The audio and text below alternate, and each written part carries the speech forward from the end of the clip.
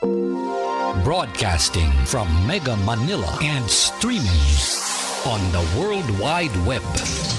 We are Crusaders Broadcasting System, DWAD. 1098 AM. Now Radio. Ang susunod na programa ay maaaring maglaman ng mga pananaw at opinyon na hindi kinakailangang sumasalamin ng mga pananaw ng CBS. Up next on DWAD, The Truth Doctors on Air. Yo, sa panahon ng ingay at chismisere, isang boses lang ang malinaw. The Truth Doctors on Air. Balita'y sinasala, hindi basta inuulit. Sa dami ng kwento, facts lang ang pinipilit. Mabilis ang headline, pero kami maingad. Bawat detalye sinusuri, nililinaw agad. Hindi hype, hindi fake, walang paandar. Katotohanan ng gamot, diretsong standard. Kung gusto mo ng linaw sa gitna ng gulo, dito ka makinig, kami ang resibo. Oh, the truth, balitang totoo, malinaw at fair. Kung we uncover the truth behind the news. Walang kulay, facts lang ang rules. Walang palabas, walang kinikilingan. Bukas ang usapan, may paninindigan. Sa isyu mainit, sa balitang bago. Inaalam ang totoo, hindi chismis, hindi haka-haka lang to. Hold the truth, balitang totoo, malinaw at fair. We uncover the truth behind the news. Walang kulay, facts lang ang rules. Walang palabas, walang kinikilingan. Gusto na balitang may paninindigan. Makinig, makaalam, maging mulat at matuto. We uncover the truth behind the news. Magandang hapon mga kababayan. Ito po yung lingkod,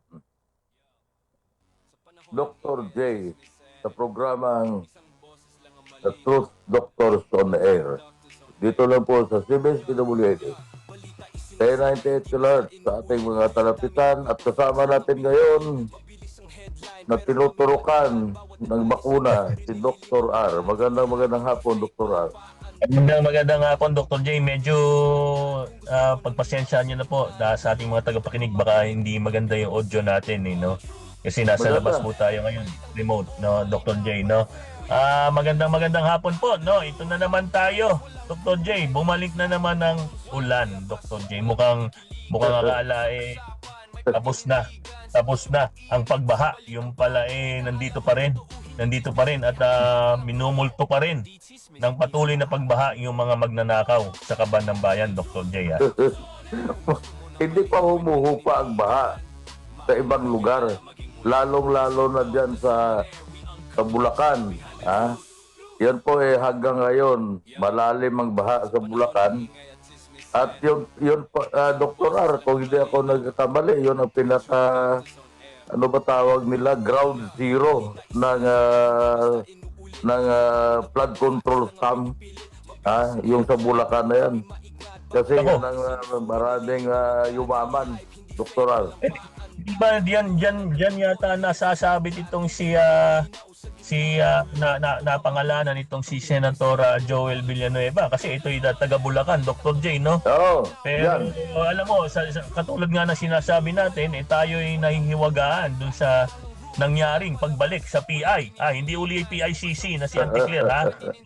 Sa PI, bumalik sa PI itong investigasyon laban kay Senator Joel Villanueva, ito na naman, bumalik na naman. So, hindi naman natin sinasabing guilty siya, kaya lamang yun na nga lang, sabi ni Ombudsman, hinog na.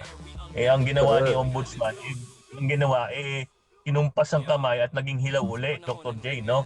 Sa kabilang banda ay hinog naman sa pilit yung ginawa yaban dito kay Senator Rodante Marcoleta, no? Dr. J, alam mo naman, si Senator Rodante Marcoleta kasi walang preno yun . So, kung may tatamaan kahit pa ka-Berks niya sa Senado, wala siyang pakialam. Ang interest niya ay malaman natin, no, tayong mga mamamahayag, gayon din ang taong bayan, kung ano ang katotohanan din sa limpak-limpak na salapi na ipinasok sa maleta ng Dr. J, no? Kami, alam mo, minsan Dr. J, nahihiwagaan ako sa ibang tao na sinasabi nila hindi naman daw totoo yung salapi sa loob ng maleta. Ano ang laman ng maleta? Di ba, anong laman ng maleta? maruming briefs lang yung laman ng palita. Ayun na nga. Alam Naiiwagaan mo, ako, Brad. katulad ganyan, talagang mayroong mga nagpapatotoo sa mga kahit investigasyon nila na naunang mga investigasyon na talagang may pera na dinideliver sa bahay ni Saldico at from Saldico dinadala doon sa Forbes Park. So yan ay maraming nagpapatunay na mayroon talaga na mga kaganapan ng ginagawang scam. At alam mo, Dr. Harang, nakakalungkot hanggang ngayon. Gusto pa nila magkaroon uli ng flood control. Humihingi sila ng magkano? Mahigit sa 100 billion pesos. Sa 100.7 budget. yata, 100.7 billion. No, parang 107 isipin mo yan. o 100.7. At itong isa na nakapanood natin na ito ay pinagmamalaki na meron siyang flood control at ito ay matinding pagbatikos sa nangyaring baha doon sa Davao. Alam mo itong si Congressman Paulo Ortega ng La Union. Ay, di ba baha ang La Union? San Fernando baha? Yun na nga. Nagpas tao. Diba? Oh. Parang nalihiwagaan din ako diyan kay Congressman na Ortega. Alam mo, Dr. J, no? Mga ilang araw na may mga nagpo-post tungkol sa pagbaha diyan sa La Union, pero tumatahimik siya. At nung biglang nagsalita siya, Dr. J, meron daw nagpondo ng pera para daw siraan. Para daw siraan siya, Dr. J. Kaya sinong siraulo na magpupundo ng 5 milyon para lang siraan si Paulo Ortega. Samantalang kitang-kita naman at ang nagpo-post mismo mga taga La Union din ang nagpo-post ng mga kaganapan sa baha doon sa San Fernando, sa city of San Fernando dyan sa La Union. So, yan ay alam mo, Paulo Ortega, humihingi ka na naman ng nagdagtag na pera. Ewan ko kung sana naman yung dadalhin yan. Baka sa balita na naman. Baka hindi na Dr. J kasi alam mo no, medyo maliit na tong flood control budget na kanilang hinihingi. Pero alam mo sa totoo lang pasong-paso na ho ang mga kababayan natin. Pag lalong naririnig yung flood control di ba? Pag naririnig yung flood control lang naiisip na lang ang kung sino-sino mga pangalan katulad na lamang nila Senator Joel Villanueva at kung sino-sino pa yung mga naakusahan. Bagamat hindi ho natin sinasabi na sila yung mga guilty, pero papasok sa isip mo itong mga pangalan ng kung sino-sino ito, no? Kaya lamang, Dr. J, ang nakakatuwa lang, minsan lang din, merong papasok na komedyan, no? Merong papasok na komedyan na matatawa-tawa ka na lang kung ano-ano ang pinaggagawa. Mukha na nga itong sawang-sawa sa totoo lang. Nung bata ako, mahilig ako sa Jollibee, Dr. J. Minsan natatakan pa rin ako sa Jollibee, pero pag nakakakita ako nung logo ng Jollibee, naaalala ko tong si Secretary Vince Dizon. Di ba? Ang tawag ko dyan si Jolly Beans. Di ba? Kasi puro pabida ito si Secretary Vince Dizon. Kaya lang, di ba, nagpabida-bida siya, di ba, sa isang interview, na medyo makikita mo yung host, medyo pinipigil yata na matawa na lamang doon sa interview na yon. Pero Dr. J, mas maganda para maliwanagan ng ating mga tagapakinig. I-play natin itong video ito. Sige. Okay. And how long is that supposed to last? Ang sinasabi sa atin, minimum 5 years. How can you assure us that yung gagawin pong rehabilitation sa EDSA will last us a long time at hindi po after 1 year or 1.5 years ay butas-butas na naman Ganda pong tanong yan. Unang-una, ang ginagamit nating asfalto ngayon At itong pagre-reblock natin, no, talagang piging-pigi. Ibig sabihin, nung una kasi ang plano, Pinky, talagang babakbakin yung buong EDSA mula Rojas Boulevard hanggang Monumento. Yan tinanggihan ng Pangulo. Sabi niya, find a better way para hindi naman mahirapan ng mga kababayan natin and find better technologies that other countries are using already. So, yan ang pinilit natin gawin, no? Talagang yung mga engineers natin naganap ng bagong paraan at ito na yon, no?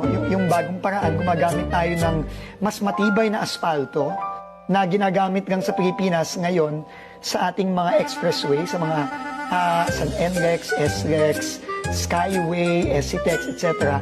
at sa mga runway sa mga airport.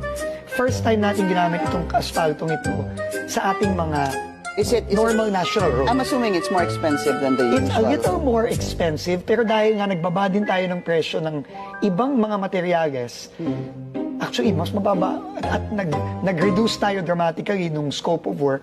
Yung original na 17 billion na budget para dyan, tingin ko lampas 5 billion lang o wala pang 6 billion Okay. ang gagastusin natin for the entire stretch of it. Northbound and southbound. Both. And Both how yan. long is that supposed to last? Ang sinasabi sa atin, minimum 5 years. Puta naman, oh. Ba nangyari nito kabago-bago. Bakit nagkaganyan? Pinaka-depressed na section, sir. Putang ina talaga. Ayan, Dr. J, nakita mo naman, no? Napamura. Napamura na. Napa-PI na. Hindi PICC, ha? Hindi PICC na katulad ng sinasabi na si Anticler daw. Vince, Pero ito napamura para na sa'yo. ito. Oo. Hindi ba Dr. J ang minumura niya yung sarili niya, Dr. J? Natanong ko lang. Tama. Ito ang sabi ko kay Vince ngayon.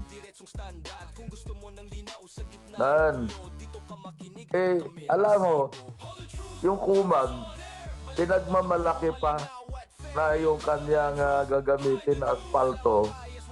Yun daw ang pinakamahal at pinaka-latest na high-tech na asfalto. Dr. R, ang dumaan lang, tricycle na sisira ka pa agad Hindi naman yata, Dr. J, bus lane niya. Bus lane. Max ba? Pero nasira ka agad. Oh. Ang sinasabi niya, 5 to 6 years, 6 na buwan, yari ang asfalto ni Vince Dizon. Hindi, sa totoo lang, Dr. J, yung nag-i-interview na nga sa kanya, ay sinabi na baka hanggang 1 taon lang o hanggang 1 kalahating taon lang. Aba, niribat agad dito ni Secretary Bill. Ang sabi niya, ay hindi naman mga 5 years, no? Ang minimum, ang sabi daw sa kanya, ay minimum 5 years. No, ibig sabihin, 5 years, 5 to 6 years. Yung pala, 5 to 6 months lang pala. Ito para sa iyo, Ben.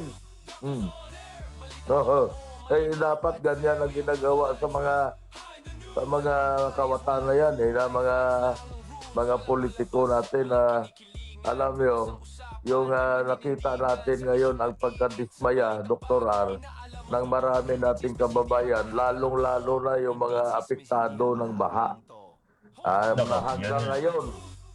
Hanggang ngayon, ang kanilang mga bahay ay nakalubog sa baha, lalong-lalo dyan sa mga Bulacan, sa Pampanga, at kahit dito sa Quezon City, may mga lugar dyan na lubog pa rin hanggang ngayon, Dr. R.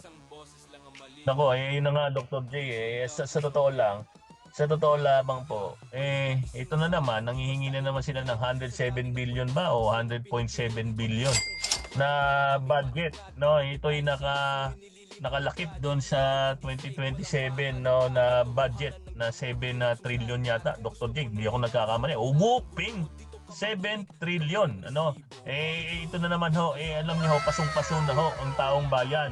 Pero mabalikan ko lang doon si Secretary Vince Dizon. Alam mo, sa totoo lang, Dr. Dapat ito, nagre-resign na. No? Huwag Totoo na yan. pagtagalin. Alam mo kung bakit. Totoo yan. Binibininan pa na siya ng Pangulo, no? Ng kanyang boss, na Oo. maghanap ng paraan na hindi masyadong makakaistorbo, no? Isipin mo naman, ang iyong yung ipinanukala at iyong sinasabi na lumalabas parang high-tech na klase ng asfalto. O di ba? wala namang itinagal. Ang tinagal lang 6 na buwan lamang pala. Warat-warat na. Kaya dapat ito mag-resign na. Isipin mo, sir, ang bilin sa'yo ng Pangulo. No, ang bilin sa'yo ng Pangulo ay wag makastorbo. Isipin mo, magre-repair ka na naman. Hindi ho ba pang-i-istorbo na naman yan the second time? Secretary Vince Gastos na naman Dizon. yan.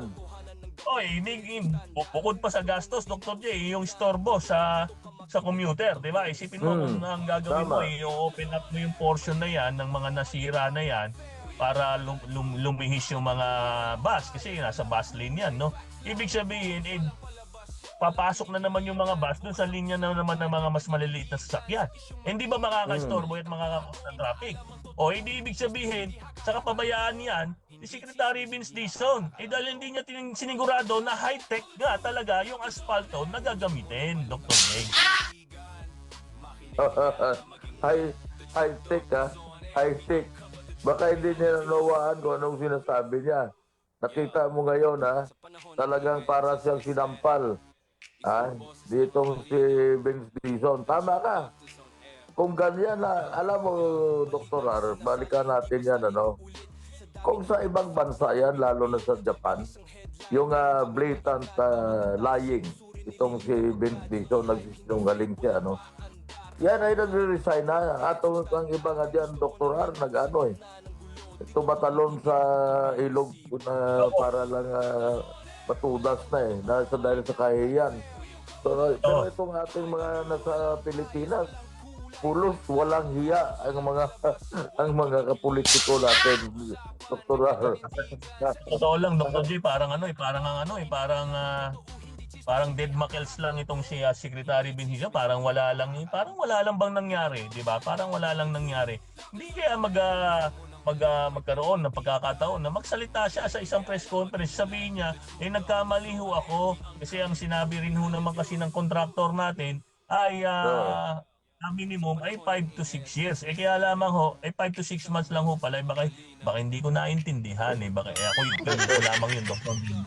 Pero alam mo, Dr. J, ang isang nakakabahala dito, na-discover ko, merong isang nag-post na ang lumalabas na contractor nito ay parang ang pangalan daw yata ay Redicon, kung di ako nagkakamali. No? Pero Redicon.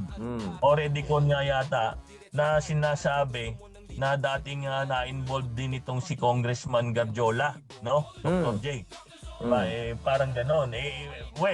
Anyways, dapat ito ay gawing back job at hindi naman gastusan uli ng gobyerno. At bukod doon, gumawa ng paraan si Secretary Vince Dizon, planuhin mabuti para hindi naman maistorbo yung flow ng traffic diyan sa EDSA. No? Kasi alam mo, Dr. Day, sa totoo lang, masikip na yung EDSA na ngayon, no? Diba? Lalong-lalo na siguro ngayon, nagtatag-ulan, di ba? Mas malalong medyo chaotic ang flow ng traffic diyan. Kaya dapat ito si Secretary Vince Dizon ay gumawa ng mas maayos na plano. At magsabi siya, nagkamali ho kami. Ang akala namin 5 to 6 years, yung pala 5 to 6 months lang. At mali pala ang sinabi ko na tricycle ang dumaan. Bus pala dumadaan dyan. Bus lane naman. Bus lane daw. Akala ko kuwan lang tricycle ang dumadaan. Tunaw na yung asfalto. Kung totoo yung sinasabi ni itong si Vince Dizon na yan ay parehas ng sa runway ng airport, hindi dapat ganyan nakita naman natin napakanipis ng kanilang nilagay na asfalto doon. At yung naman sa airport na yan, palagay ko makapal yung nakalagay na asfalto dyan At yan ay, alam mo yun, iba ang technology.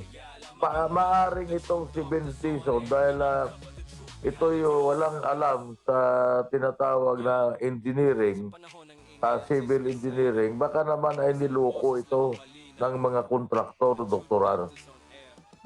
Maaari na hindi na ipaliwanag sa kanyang mabuti. O maaaring, alam mo, sa totoo lang, dapat, kung ako ang contractor ni Secretary Vince Dizon, minanage ko rin yung expectation. At minanage ko yung expectation ng gagamit nung naturang kalye na yan. Dahil siyempre, dahil nung, alam mo, nagkaroon rin naman ako ng pagkakataon dumaan dyan sa EDSA nung panahon ng Pasko. Medyo traffic rin talaga dahil dyan sa ginagawang mga rehabilitation na yan. Diba? Kaya lamang, ito, mauulit na naman. Alam niyo naman ho, meron na hong pasok. Ang mga estudyante, active na ho. Ang EDSA, masyado na ho maraming dumadaan dyan muli. Tapos magkakaroon na naman kayo ng rectification ng inyong mga pagkakamali. Malaking istorbo na naman ho yan sa commuters. Ganun rin ho sa mga private car owners. Di ba ho? Kawawa naman ho yung ating mga commuters. Istorbo 2.0 ang mangyayari, Dr. J, no? Kaya alam mo, sa totoo lang, kaya lang nakakalungkot. Kasi parang ito si Secretary Vincenzon, parang dead makels lang talaga. Parang wala lang. Diba? Parang wala lang nangyari. Di ba? Yun ang problema sa ano natin sa mga public servants di ba? Pag nagkamali ho kayo be strong enough, be tough enough umarap po kayo sa taong bayan at magsabi nagkamali ho tayo, nagkamali ho pala yung strength ng asfalto na nilagay, nagkamali ho yung hindi ho nalagyan ng maayos na klebe, nagkamali ho tayo, wala hong drainage system doon sa lugar ng inaspaltuhan natin. Di ba, kasimple-simple ng Dr. J, kaysa naman parang dinededman mo lang ang taong bayan doon sa warat-warat na asfalto na inilagay ng iyong kontraktor dyan sa EDSA na after 5 or 6 months lang, wala na, tigidels na, Dr. J. itong tinitingnan ko itong isang umag din itong taga-La Union, sabi niya, biktima po tayo ng fake news at biktima po tayo ng sunod-sunod na spliced videos, fake photos, exaggerated photos. Pinapakita ng mga taga San Fernando, La Union, mga taga La Union, na talagang binabaha sila. Ayaw pa maniwala itong Paulo Ortega.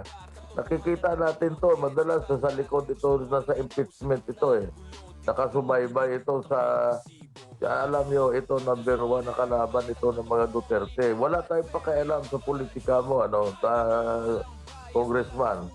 Pero wag aminin mo na talagang may failure ang flood control ninyo sa distrito mo.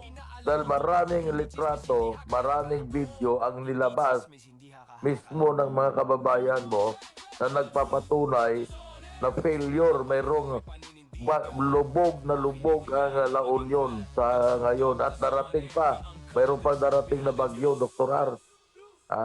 At hindi pa mababawasan ang atang paghihirap ng taong bayan. At alam mo, Dr. R, na napanood ko nga marami na nagsisisi. Alam mo, talagang ang sinasabi na tahasang sinasabi sa mga interview. Nagsisisi sila na bakit nila binoto si BBM. Yun, sinasabi talaga ng mga apektado ng baha. Nasabi lang kami umaasa na masusolusyonan, mabibigyan ng solusyon ang mga pagbaha dito sa amin lugar. Kaya bumoto kami kay Pangulong Marcos. Pero ngayon wala na kaming tiwala. Yun ang sinabi nila mismo sa interview. Alam mo, Dr. J, nakita ko nga hindi ko alam kung totoo nga na sinabi ni Pangulong Marcos na bumaba na yung baha magmula doon sa waist deep hanggang sa knee deep na lang. Di ba? Dr. J, kung yan man ay sinabi ni Pangulong Marcos, hindi ko lang maintindihan kung ano ba ang difference ng may baha ng waist deep at ng knee deep. Di ba? Kasi kung yan ay alam mo yung mga kapatid natin na medyo alam mo yung hindi pinagpala na na yung growth ng kanilang katawan ay katulad ng normal na tao, ibig sabihin yung mga midgets, no? Kung yan ay midget, okay lang siguro, no? Nanidit. Pero kung ang regular o hari na Pilipino na ang average height is 5'5 hanggang 5'6, sir, Mr. President, papasok pa rin ho yan sa loob ng mga tahanan nila. Sir, wala akong pinag-iba. Wala akong pinag-iba, aabutin pa rin ho yung mga power sockets niyan. Ibig sabihin yung mga socket o saksakan kung nasaan yung mga kuryente, Dr. J. Di ba, parehas lang ng istorbo. Meron ba pinag-iba yung baha na kasing taas ng waist deep at kasing taas ng knee deep? Di ba parehas rin yung may leptospirosis?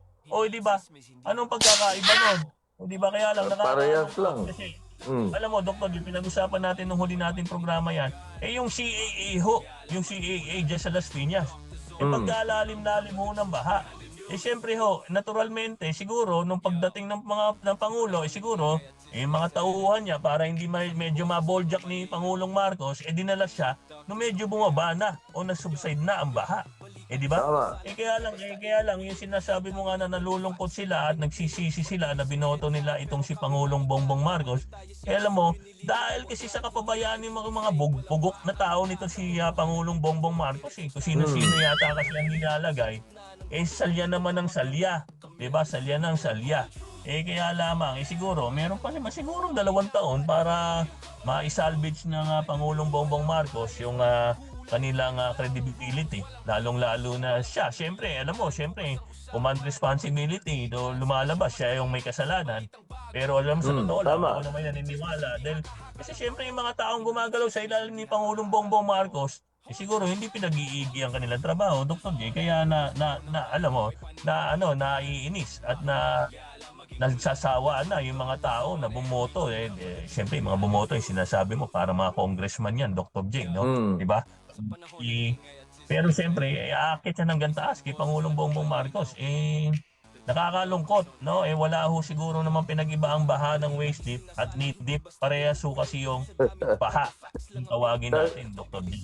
Alam mo, natawa din ako itong si Ate Claire na naman, si ICC. Ay yung pagkasabi niya na mabilis naman daw humupa. In a matter of a few hours, humuhupa ang baha. Alam niyo, Ate Claire, hindi ho nakakatuwa yung sinabi mo. Kahit nasabihin natin na 30 minutes lang humupa, kung nabasa na lahat ng gamit mo sa loob ng bahay, pinasok ang bahay mo ng baha at putik. Tapos sasabihin mo, anyway, 30 minutes, wala na Subukan mo nga maglinis, Dr. R, ng putik sa pinasok na bahay.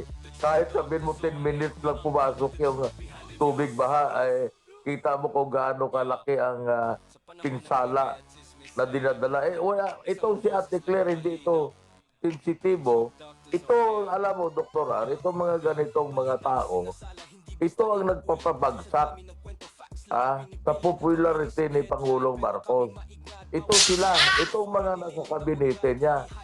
Ito yung nagpapabagsak. At katulad niya yan, Dr. R, huwag natin kalimutan yung na-involve ang kanyang secretary mismo ng DPWH, di ba? Si Bunuan, na ngayon ay nakakulong din dahil sa plunder na kaso, Pero kasama yan, nagkaroon tuloy ng impresyon ng taong bayan na palpak ang administrasyon na ito, Dr. R. Yun na nga, Dr. J, katulad yan, parang ang nangyayari pa yata nung una, parang ipinipilit na maging state witness ito, si Secretary Bonoan. Ibig sabihin, ang tawag sa kanya is Secretary, former Secretary ng Department of Public Works and Highways. Di ba yan ang lumalabas na sa opinion na lang ho namin, dahil siyempre ang flood control projects ay sa ilalim ho ng DPWH. Hindi ba yan ang lumabas na cash cow? Di ba yan ang naging cash cow? Lumalabas, Dr. J. Diyan lumabas, diyan nangyari ang malawakang korupsyon na related dito sa flood control projects. Tapos isipin mo, yung sekretary walang alam, di ba? Pinipilit siya na maging state witness. Pero malinaw na malinaw, tinanggihan ng Sandigan Bayan, Tinanggihan yata ng Sandigan Bayan ito. At ngayon siya parang yata kanina yata nag-appear ito at hindi ko alam kung binasahan na ito o hindi ko alam kung ano nangyari. Nag-appear yata ito sa Sandigan Bayan, Pero Dr. J, hindi ako naniniwala na dapat state witness itong si Secretary Bonoan. Dahil hindi pwede na wala siyang nalalaman. At kasi alam mo, very kung tama ang aking pagkakatanda, very limited naman itong revelation ni Secretary Bonoan, di ba, Dr. J? Kaya mas maganda siguro na mapatunayan na lamang niya kung wala nga siyang alam o wala siyang yung kanyang daliri ay hindi nakadip dito sa nangyaring lokohan at dayaman at pagnanakaw diyan sa Kabanang Bayan, diyan sa mga flood control projects na yan.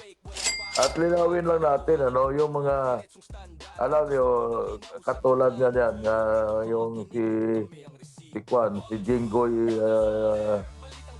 Estrada, nakapiit din, dahil sa kasong plunder. Linawin lang natin na, Dr. R, na yung mga nakasuhan na yan sila ay presumed innocent unless proven otherwise o guilty. So, yan po yung linilinaw lang natin kasi baka sabihin na nila magkaroon kayo ng impresyon na yung pinag-usapan namin na nakasuhan dyan ay mga guilty na. Hindi pa ho. Sila po ililitisin pa. Kaya lang because plunder ang kanilang mga kaso ay wala hong kasama pwedeng i-bail po yan, Dr. R. Oo nga, tama Dr. J. Sasabihin ko pa lamang yun kasi siyempre baka akala rin naman ng ating mga kababayan hindi doon sa sinasabi natin dahil wala naman tayong sinasabi na yung mga involved sa flood control projects na yan na nakulong man sila o hindi ay tunay na involved at may kasalanan hindi pa naman napapatunayan, no? Kaya lang napapangalanan nga sila para lang maliwanag rin sa kaalaman ng bawat Pilipinong nakikinig sa atin ay alam niyo ho, hindi naman porkit nakakulong sila ay guilty rin sila. Alam niyo yung plunder nga, sabi ni Dr. J, talagang ipipiit ka kaagad, ilalagay ka agad sa likod ng rehas dahil nga doon yan ang nakasaad sa batas pag plunder yung naikaso sa'yo. No, Dr. J, bago tayo patuloy, mag-station break muna tayo. Okay, thank you.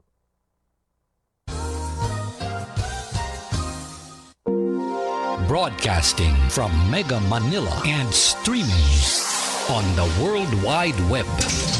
We are Crusaders Broadcasting System, DWAD. 1098 AM. Now Radio. Ang oras, alas 12:30 ng hapon, Miyerkules, August 12. At kasama natin sa kabilang linya si Dr. R. Dr. R, ano ba tingin mo, uulan pa? Ako, Dr. J, pati dito sa bandang South, patuloy ang pag-ulan, Dr. J, no?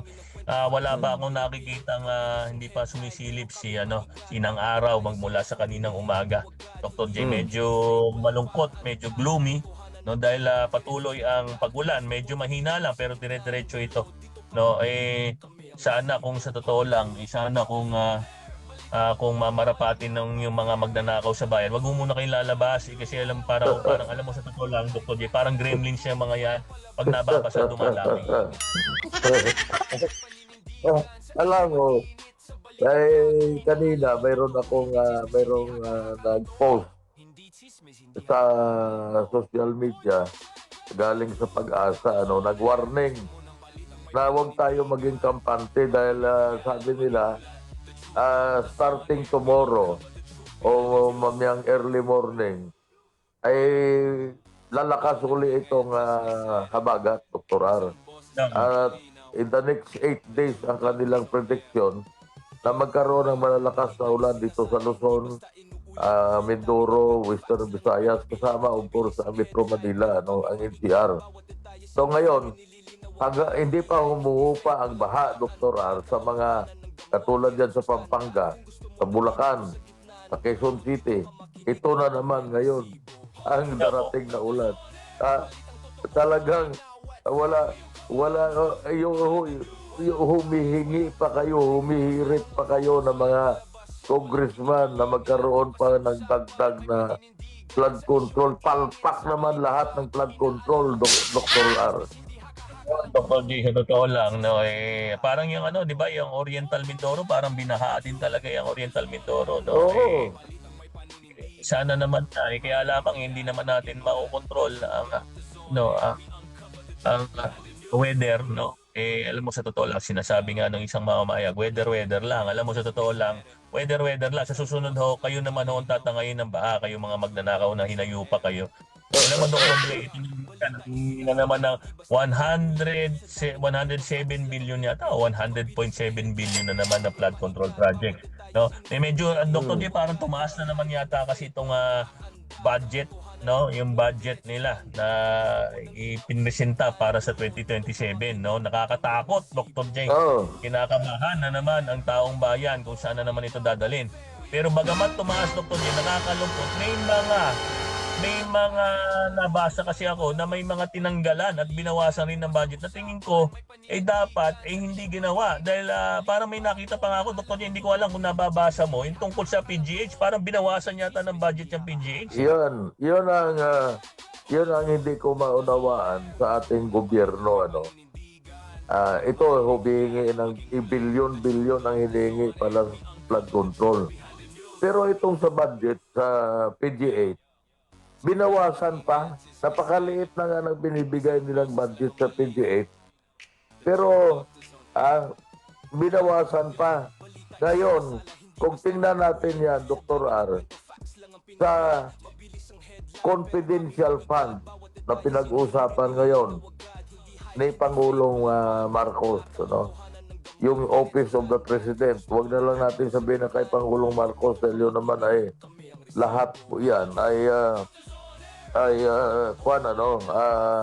lahat naman ng presidente mayroong tinatawag na confidential fund. Magkano ngayon ang nakalaan para sa confidential fund para sa kay Pangulong Marcos? Napakalaki po. Actually, hindi kay Pangulong Marcos lang. Lahat yan. Simula pa nung araw ng mga presidente, mayroon sila. So magkano ang confidential fund ng Office of the President? 4.5 billion. Isipin mo yan, Dr. R. Magkano lang ang budget para sa PGH na 807 million ata? O isipin mo kung yan ay sabi mo nga dati yung ano bang yung ginagawa doon sa may mga heart problema sa heart? Yung mga angioplasty, no? Angioplasty na yan. Ilan ang maliligtas na buhay ng kababayan natin na mayroong diferensya sa puso? Pero Dr. J, nakakalungkot, no? Mabuti nakakuha ka ng datos, 800 million versus 4.5 billion confidential and intelligence funds. Parang nakakalungkot na alam mo yung PGH kasi yan yung premier na public hospital o government hospital ng takbuhan ng taong bayan, lalong-lalo na kung walang capacity yung mga tertiary o hindi ko alam kung secondary hospital sa mga kalapit na probinsya, Dr. J, no? Pero nakakalungkot, no? Binawasan pa. Hindi ko alam kung gaano kalaki yung binawas sa kanila. Hindi ho ba dumarami ang may sakit? Yan ang tiro, tulad ng mga may sakit. Di ba? Hindi naman umuunti. Dahil dumadami ang populasyon, dumadami ang tumatanda, dumadami ang may sakit. Alam niyo, sa totoo lang, dapat hindi niyo binawasan. Alam mo kung bakit, Dr. J? Isipin mo ba naman, kakaisip ng bawat Pilipino di sa mga hinayupak na magnanakaw na to, nagkakasakit. Tapos tinanggalan nyo pa ng budget ng PGH. Hindi ho ba nakakatawa yan, yung ginagawa ninyo? Tapos napakalaki ho ng confidential intelligence funds ng Office of the President. Pero Dr. J, ano ba yung parang ang laki pala no, ng confidential funds ng Office of the President. So yun ang ngayon, Dr. R, na ang tanong natin, bakit kailan bawasan ang sa health, ang sa mga ospital, samantala yun ang dapat punduhan ng mas malaki? Kasi yun ang yun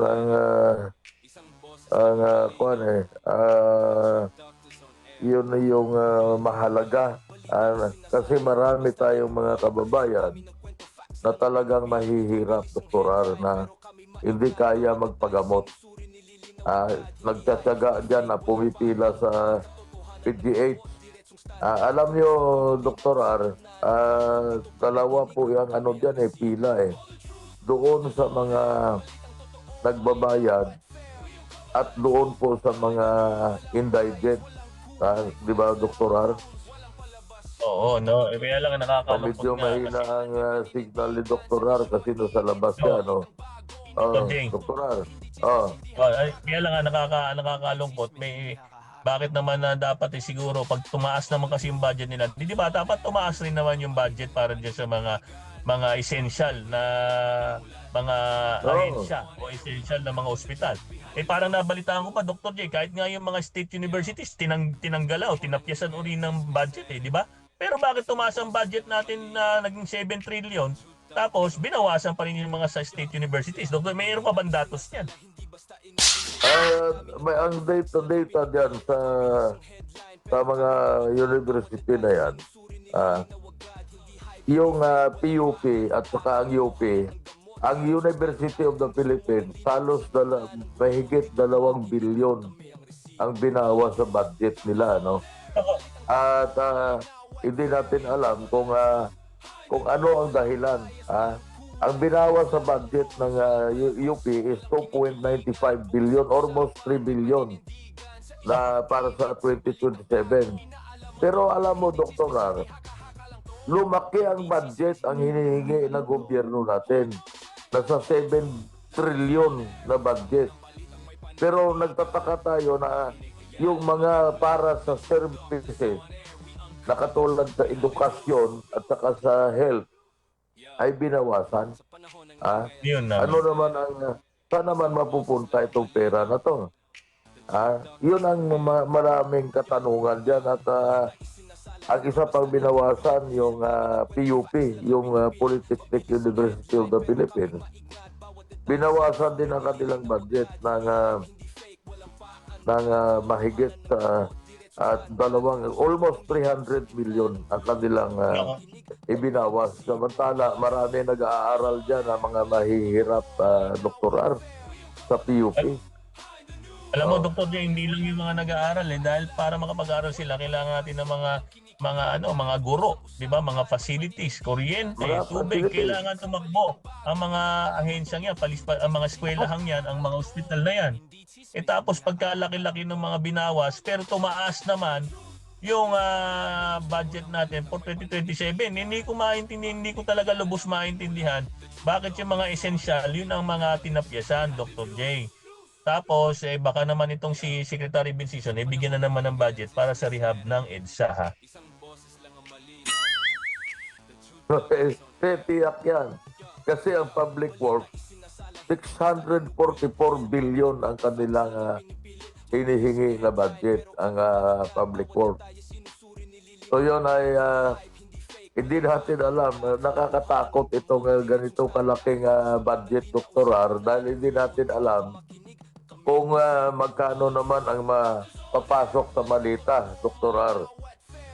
Alam mo, Dr. J, kaya nga minsan napapatanong na lang ako. Katulad ng yung mga project na yan na asphalting, Dr. J, na katulad ng nangyari dyan sa EDSA. Ito'y tanong ko lamang, no? Ito'y tatapusin ko itong tanong ko kung may question mark. Dr. J, anong ba tingin mo dito? Ito ba ay asphalto o dispalco? Ano lang yun, tama ang tanong mo, asphalto, dispalco. Mas paniwala ko dispalco kasi alam mo, Dr. R, ang ginamit nila doon na malabnaw na klase ng asphalto, hindi yung pinagmamalaki ni Vince Dizon. Alam mo, Vince, sasabihin ko sa iyo, kung ako sa iyo, sampalin mo yung kontraktor na yan, ano? At talagang kailangan yan, kasuhan ninyo. Dahil napakanipis. Magkano kinita na naman doon? Billions of pesos na naman, Dr. R, ang kinita ng kontraktor doon. Oh. Alam mo, Dr. J, nabasa ko lang din, itong kontraktor pala na ito, parang sila rin yata yung, hindi ko lang kung tama pero nabasa ko ito. No?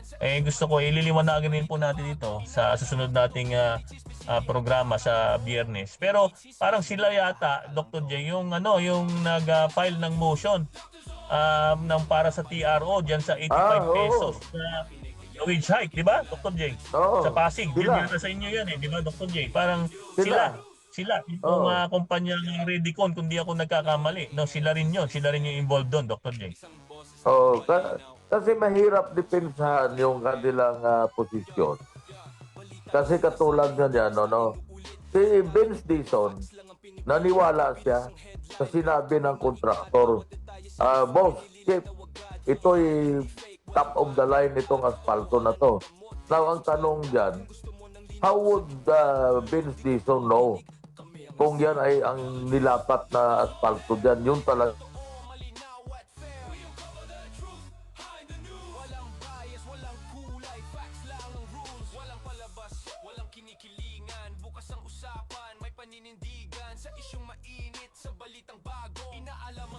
Dr. J, nawala yata si Dr. J, no? Hindi chismis, hindi haka-haka lang to. Kung gusto mo ng balitang may paninindigan, makinig kaya lang maging mulat. The Truth Doctors on air, we uncover the truth behind the news. Yo, sa panahon ng ingay at chismis sa ere, isang boses lang ang malinaw. The Truth Doctors on air. Yo, yo, balita isinasala, hindi basta inuulit. Sa dami ng kwento, facts lang ang pinipilit. Mabilis ang headline, pero kami maingat. Bawat detalye sinusuri, nililinaw agad. Hindi hype, hindi fake, walang paandar. Katotohanan ng gamot, diretsong standard. Kung gusto mo ng linaw sa gitna ng gulo, dito ka makinig, kami ang resibo. All the truth, doctors on air. Balitang totoo, malinaw at fair. We uncover the truth behind the news. Walang bias, walang kulay, facts lang ang rules. Walang palabas, walang kinikilingan. Bukas ang usapan, may paninindigan. Sa isyong mainit, sa balitang bago. Inaalam ang totoo, hindi chismis, hindi haka-haka lang to.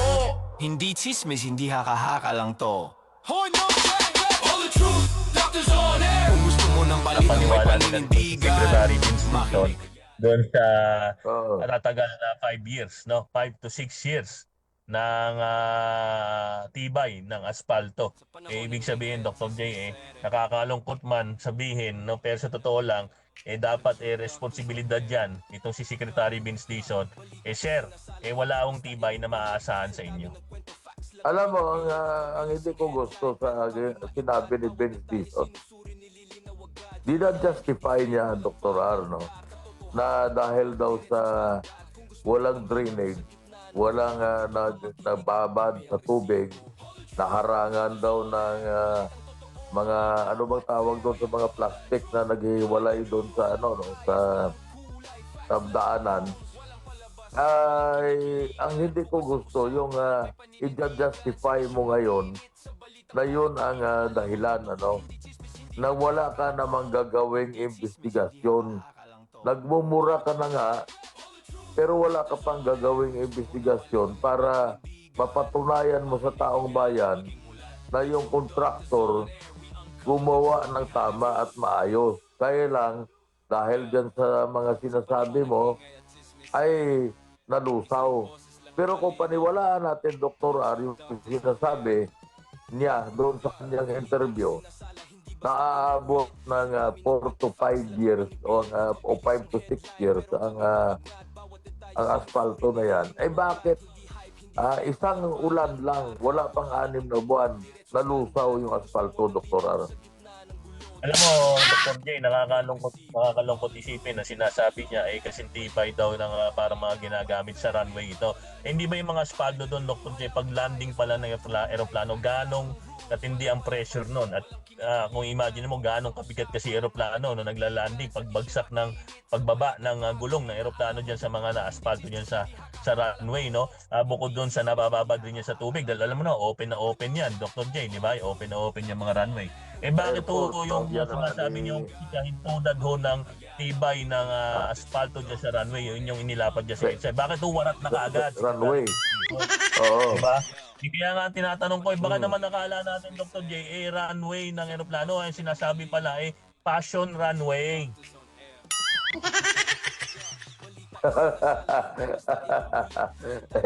Passion runway ay di yung mga kumikinding-kinding ang nagdumadaan doon. Ay, kumikinding-kinding lang dumaan, nasira na yung aspalto. Hindi pa nga dumaan doon si ICC. Si ICC, Dr. R. Hindi pa. Alam mo, Dr. J, alam mo, ang nakakalungkot dyan, siguro, sana naman maging transparent si Secretary Vince Dixon kung yan ay pananagutin niya yung contractor, kasi parang ang sinisisi niya ngayon si Mr. Ulan, no? Si Mr. Ulan ang sinisisi niya. Oo, di ba, si Mr. Ulan. Sana naman hindi ba dapat alam nga naman ang binayad natin, parang alam mo, Dr. J, kung kukumputin mo na parang nasa 100 million plus ang bawat kilometro diyan na ginawa nilang project diyan sa EDSA, no? Parang hindi ko alam kung tama ako, no? Pero nasa ganun yata. Hindi ko alam kung ganun nga kamahal. Pero 100,000, ay, hindi ko alam kung ano. Pero malaki ang inilaan natin po diyan kahit ho yan ay hindi naging 17 billion kung ho yan ay more than 5 billion. Napakalaki ho ng pera niyan, Secretary Vince Dizon. Alam niyo ho, sa totoo lang, dapat ho, meron ring, alam ko, sa mga construction na ganyan, Dr. J, kahit sa private, no, may retention. Pwede dapat yung retention na hindi nila pa inaibabayad sa contractor, yun ang ipang pa-repair itong si Secretary Vince Dizon at siguraduhin niya nagagawa niya ng plano para hindi na siya makaistorbo sa mga commuters, no? Dahil pag alam mo, pag ginawa na naman yan, sinara na naman yung certain portions ng EDSA, marami na naman malilate. Hindi naman natin kino-compensate yung mga commuters doon sa istorbo na naidudulot ng ating ano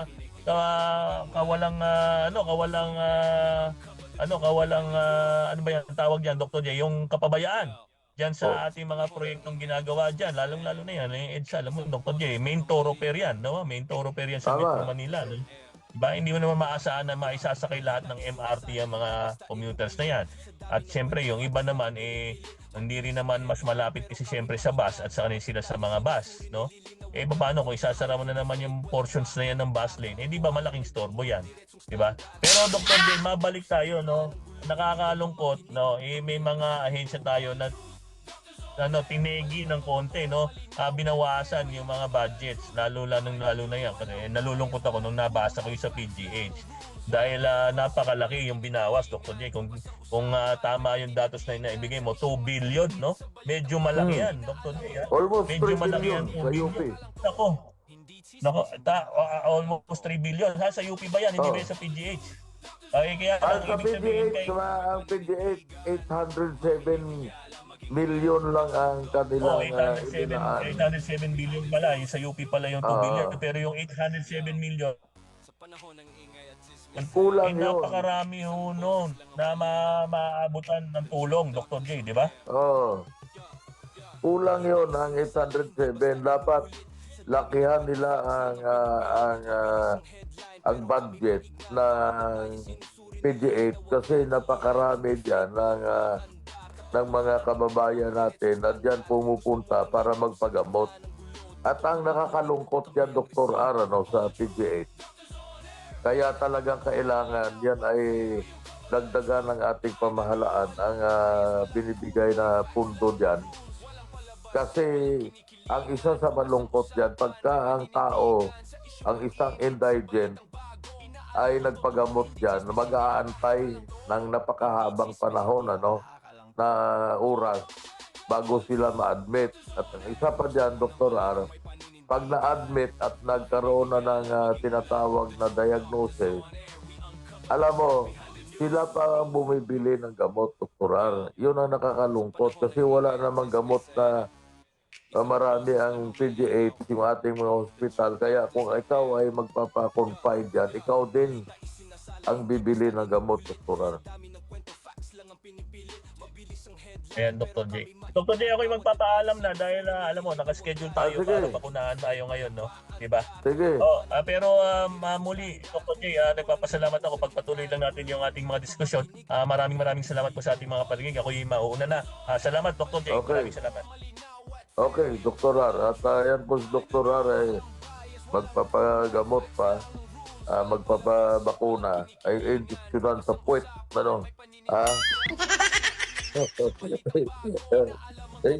Sa puwet.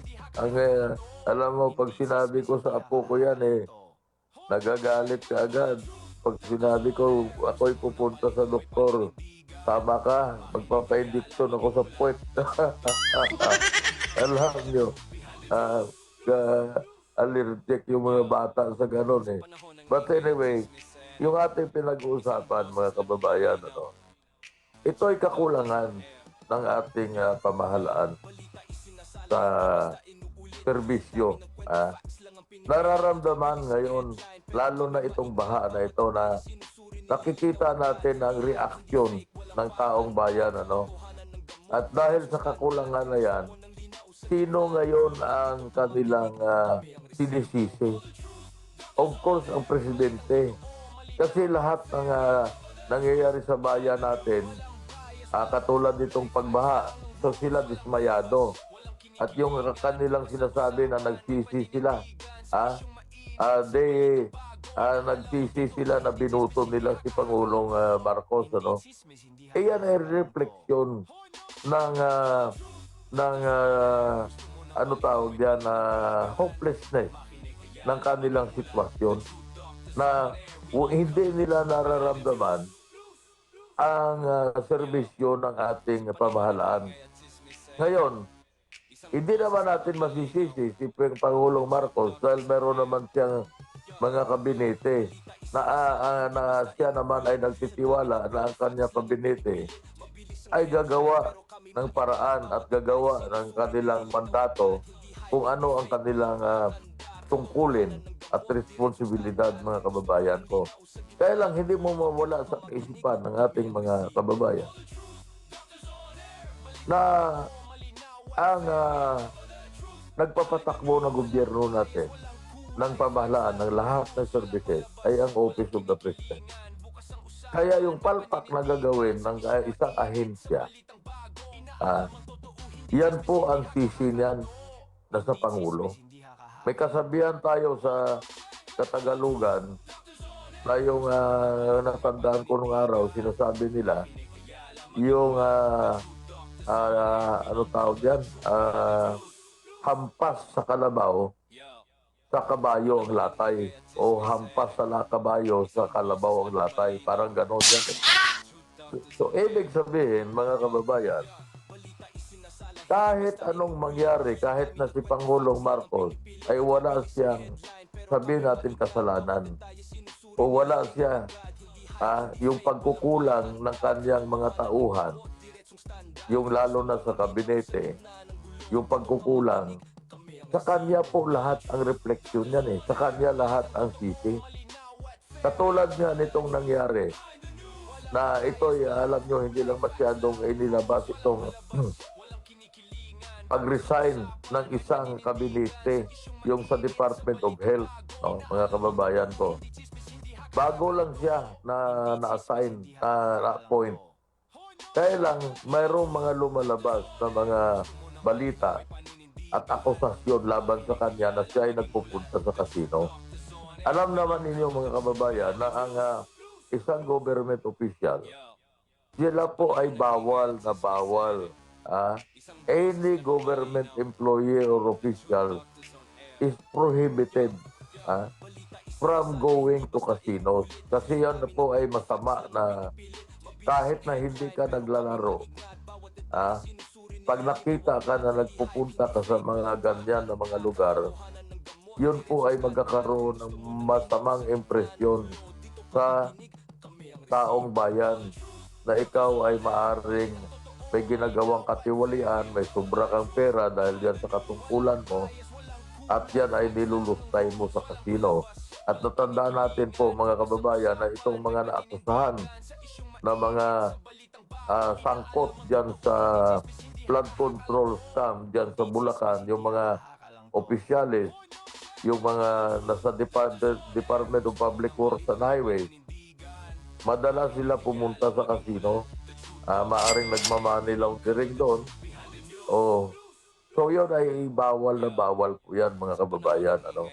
At itong Department of Department of Health na secretary ay nag-resign po dahil out of delicadeza. Pero sinasabi naman yan na siya ay nag-resign dahil for health reasons. Ano? Ay tanggapin na natin yon. Pero talagang maraming akusasyon na ganyan po ang So lahat po yan, ng kapalpakan na yan, na kung ano man ang dyan, reflection po yan. Nagmi-mirror po yan doon sa Pangulo ng Pilipinas. Kaya yung mga interviews doon sa mga kababayan natin na sila po ay nasalanta ng baha at sila ay nagkakaroon ng pagkadismaya na hindi natutugunan ang kanilang pangangailangan, ang kanilang sinisisi si Pangulong Marcos. At ang sinasabi nila, nagsisi sila, na binuto nila. So yan ay refleksyon niya po yan ng kanilang mga hinaing, kanilang ang pakiramdam nila na sila ay pinabayaan. Ano?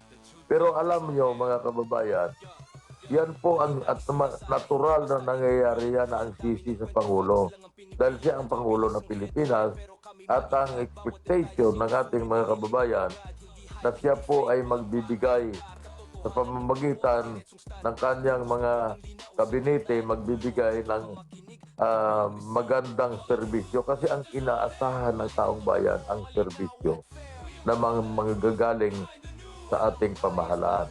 At tayo po ay wala ng oras, ay tayo magpapaalam na ito pong inyong lingkod at saka sa ngalan ng aking kasamahan at katandem Dr. R, ito po ang inyong lingkod Dr. J, nagpapaalam sa inyo ng isang magandang araw at maraming salamat sa inyong pakikinig. Sinasala, hindi basta inuulit. Sa dami ng kwento, facts lang ang pinipilit. Mabilis ang headline, pero kami maingat. Bawat detalye sinusuri, nililinaw agad. Hindi hype, hindi fake, walang paandar. Katotohanan ng gamot, diretsong standard. Kung gusto mo ng linaw sa gitna ng gulo, dito ka makinig, kami ang resibo. All the truth, doctors on air. Balitang totoo, malinaw at fair. We uncover the truth, hide the news. Walang bias, walang kulay, facts lang ang rules. Walang palabas, walang kinikilingan. Bukas ang usapan, may paninindigan. Sa isyong mainit, sa balitang bago. Inaalam ang totoo, hindi chismis, hindi haka-haka lang to. Hindi chismis, hindi haka-haka lang to. Hoy, no, all the truth, doctors on air. Kung gusto mo ng balitang may paninindigan, makinig kaya lang maging mulat. The truth, doctors on air. We uncover the truth behind the news.